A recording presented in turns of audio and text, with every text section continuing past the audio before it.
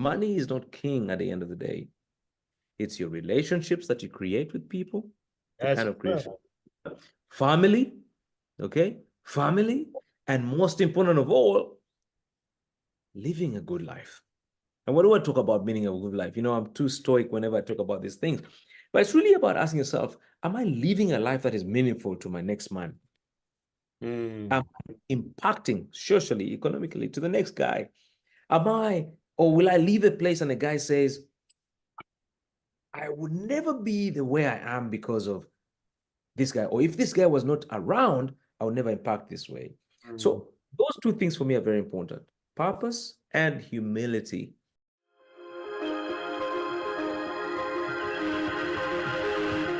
hello, everybody, ladies and gentlemen. Welcome to this beautiful day, sunny and bright.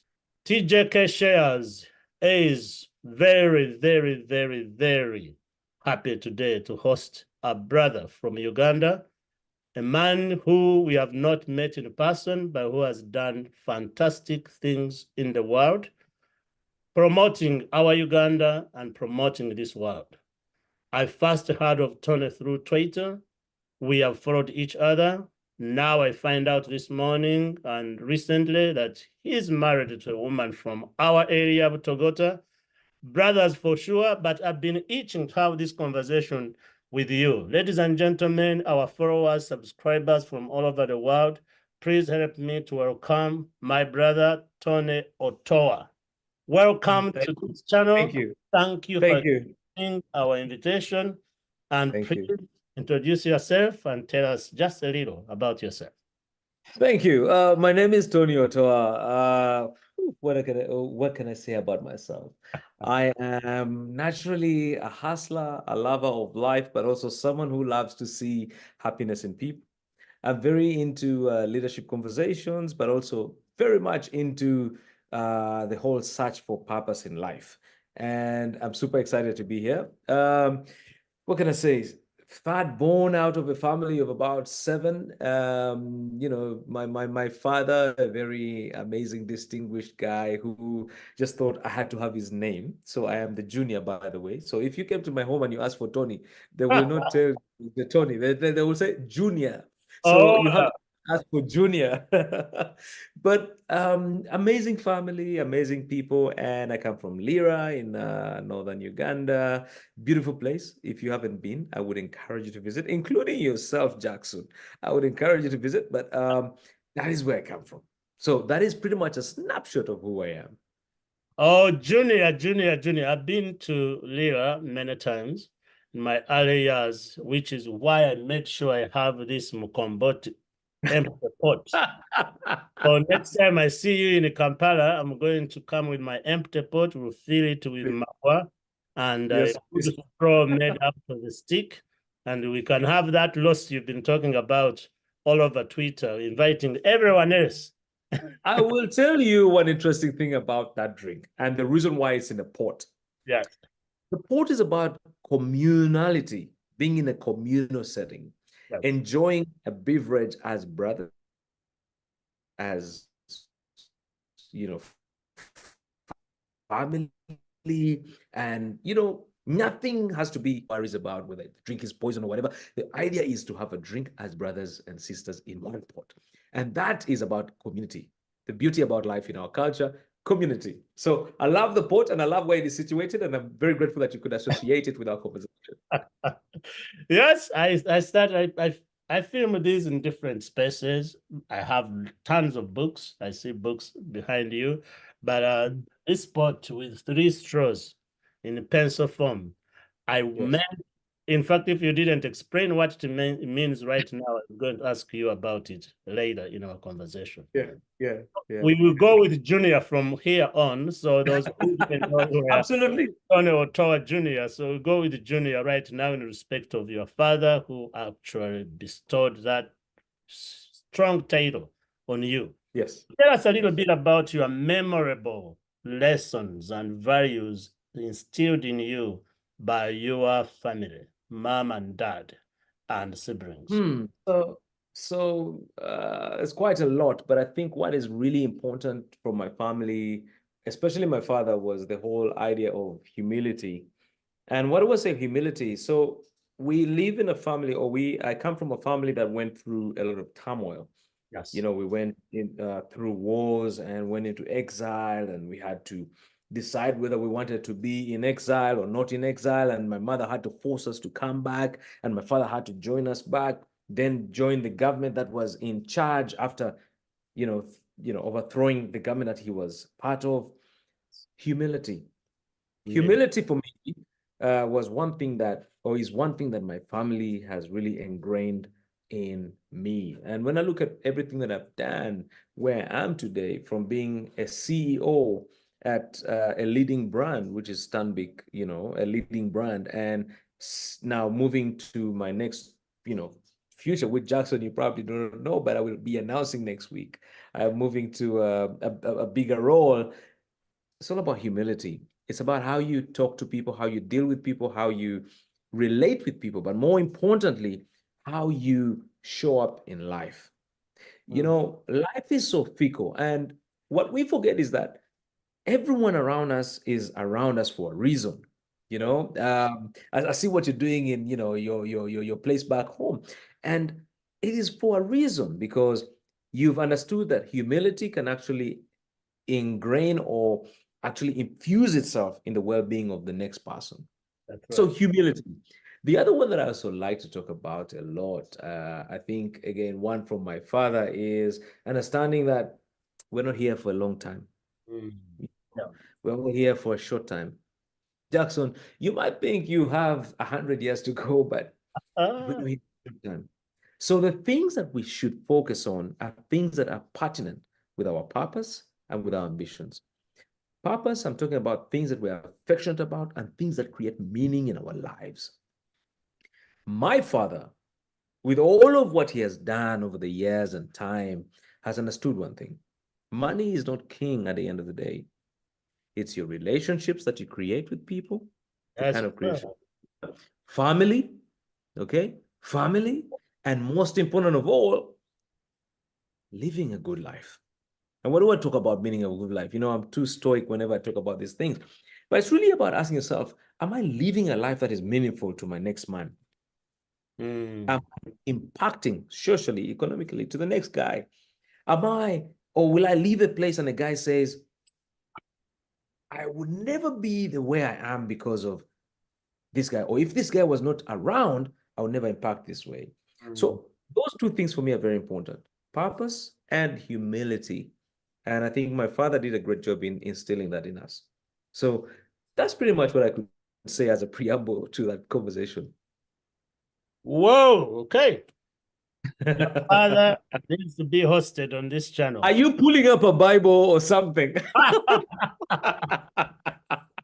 Your father needs to be hosted here. No, I'm pulling up a Bible because when I was looking at all many things you do, Yeah, yeah. I'm wondering, how do you stay motivated to excel in all these different fields, despite the Mm. challenges that you face as a human being? And for those who don't know, we haven't had that announcement. By the time this episode comes out, the announcement will be out. Tony Otoa Jr., among so many other things, is a professional speaker. He is the leader and CEO and founder of Ubuntu Leadership Safari. Mhm. You lead a new, amazing, innovative thing called Uganda Wapi. Tuko wapi? Where are we? Where are we Wapi? You Yes. are a consultant in energy sector. You are the CEO of Stabic Incubator. You are a husband. You are a son. You are a father for so many biological and non-biological, and Mhm. a friend to so many people. How do you stay motivated to do all this? It took me the whole Bible to get that. Wow. Wow. Okay, so I'll tell you something interesting. My life goes back a few years ago. Jackson, what many people do not know what motivates me, it's the fact that I have lived in a situation where I have not. Okay. I left Uganda in 2003. And if I told you my journey, it's a very tricky one. But I left when my visa to the UK was less than 20 days to run out. I had looked for ticket money, I had looked for all these ways to get to the UK, and it was failing. But that's another story for another day. My best friend, Roland Taremwa, very amazing guy from Mohanga in, Ah, in, in Kabale. He decides to support me. And what we did was, and I'm going to say this on this forum because it's very interesting. We took his girlfriend's car to a money lender who lent us money, and without her knowledge, we got my way to the UK. But my UK days were quite interesting because for 6 years I was illegal. And during these 6 years, what happened to me was, I don't know if you've been to the UK or London, but I have been. Yes. getting on a bus to your workplace Yes. Mhm. was working in the kitchen. I started off working at a car wash. Okay. After the car wash, I decided I need to work in somewhere warm because the car wash, you're washing cars and your hands freeze, and then you have to put them in warm water, then come back and wash. I said, no, this is not my life. I need to find a place in a warm place. And I found a job at TGI Fridays in Croydon. And Jackson, when I was Exactly interviewed, where that is located, but go ahead. Yes. yeah, so Oh, when I was asked if I had worked in a kitchen before, I said I hadn't worked in the kitchen before, but I was willing to learn. I moved into this kitchen job, started off as a dishwasher, and in less than a year, I graduated to the grill. And that's why you see me grilling a lot. Okay. oh, Yes, that's why I grill a lot. So for 6 years during my legal years, I was a grillsman. I was flipping burgers, steaks, and all these things that you think about. I only decided to go back to university at the age of 28 when my mother passed on. And for me, it was important for me to respect her by going back to school. Senior six dropout to now saying I want to go to university. So I applied for universities, Oxford Brookes, Middlesex University, and many more. And I got all of those, but I settled down for Oxford Brookes University. And I did my bachelor's degree in international law, international relations, and focused on international relations for my master's, rather international law for my master's. yeah. Now, how does this relate to the question you asked me? During those 10 years of my hustle, I learned that it's important to keep going. That's number one. Keep Yes. going. Go on. You see, we always hope and wish people can come and take care of us or support us or mold us, but they also they have their own obligations. They Yes. have their, issues. So Yes. you have to think about yourself being your chief motivator, okay? Your chief cheerleader, okay? That's number one. Number two, I had to work 3 jobs to go through university.